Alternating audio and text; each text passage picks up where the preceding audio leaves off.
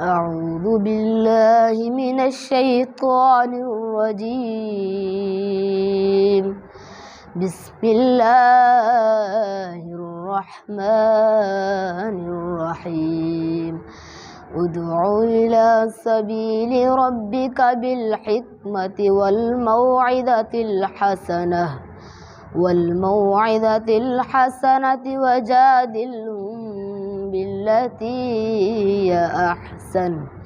إن ربك هو أعلم بمن ضل عن سبيله وهو أعلم بالمهتدين. وإن عاقبتم فعاقبوا بمثل ما عوقبتم به ولئن صبرتم لهو خير للصابرين.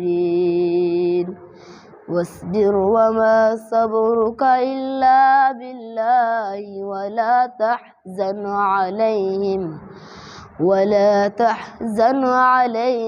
ولا تك في ضيق مما يمكرون. إن الله مع الذين اتقوا والذين هم محسنون. صدق الله العظيم.